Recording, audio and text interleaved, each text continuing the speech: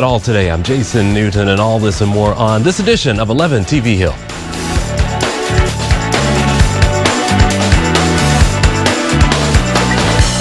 Well, Shapiro is described as one of baseball's most respected sports agents. He's also a New York Times bestselling author and a special advisor to the owner of the Baltimore Ravens. And he's here today to tell us a little bit about his new book, Perfecting the Perfect Pitch. And I want to welcome you to our show. Thanks Good for to be coming here, by, Jason. Thank you. I got to tell you honestly, I'm a terrible salesman, and so when I heard that you're coming on, I thought this was exciting. I connect you with Cal Ripken. You've done a lot of contracts with some big players. Talk about perfecting that pitch, bring them on to you, and then also helping them to earn. Well, how perfecting your pitch led to the book Perfecting Your Pitch, because when I was a young sports agent, I didn't always do things right. In fact, I still don't. And I learned a lot from my mistakes. And one of the things I learned was that we have in our mind what we want to say in a given conversation. In this case, it was a negotiation.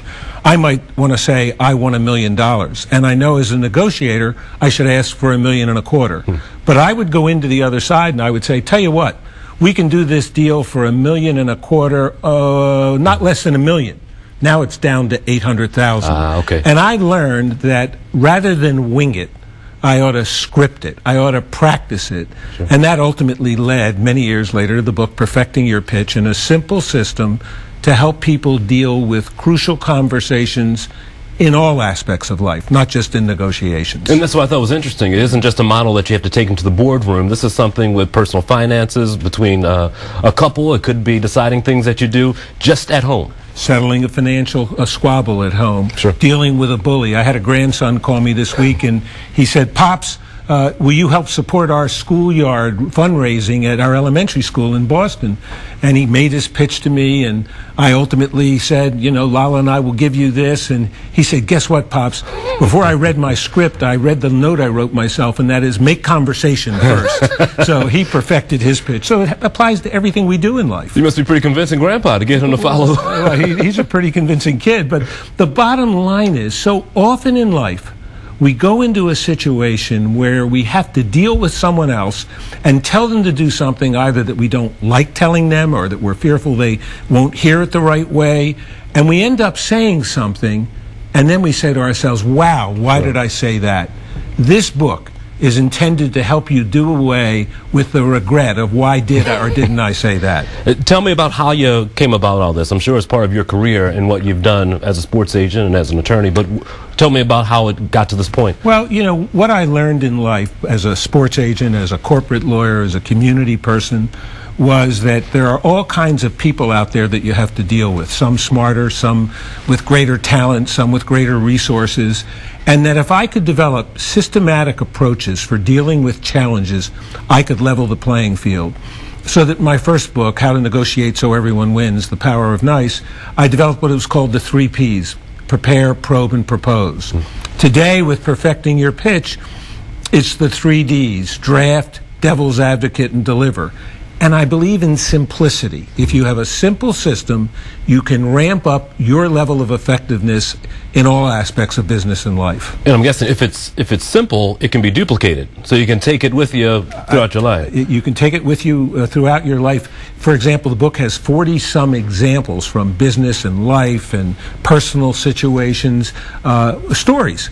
And then it has model scripts in it. Sure. So that if you have a challenge, you can look. I don't say you use the exact same script, but you'll see that it applies to whatever you do if you use, again and again, the 3 Ds. Sure. There's a great story about John Adams when he was trying to turn the 13 diverse colonies of America into the 13 United States of America. Very hard, because they didn't agree about anything, and he had to convince them.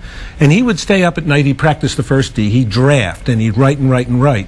Then he'd turn to his devil's advocate, who happened to be Abigail Adams, and she would rewrite the whole thing. And then he would practice the 3rd D, deliver, and when he went before that Congress, we were able to celebrate July 4th, 1776.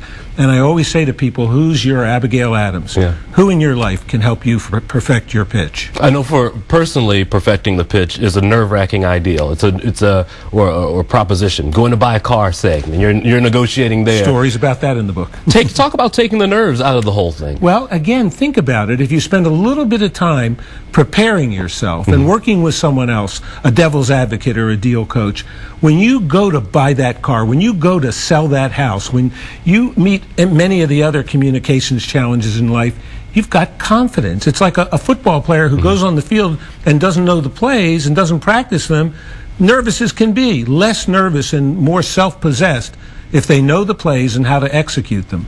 Now we do the same thing with communications challenges. And your grandson proved that at any age you can start to learn this art. College students, anyone, go out and buy the book and they can pick up on it? Spoke at a high school last week, and those kids are still sending me emails about how they're perfecting their pitches. Sure. And they're saying here, how do you feel to have your son following your footsteps? I didn't realize that he was in the business. Well, he's not really. I think they mean he went. I have 5 sons and 2 daughters. So okay. Okay, but the oldest son is the president and general manager of the Cleveland Indians. Nice. So he's on the other side of the table.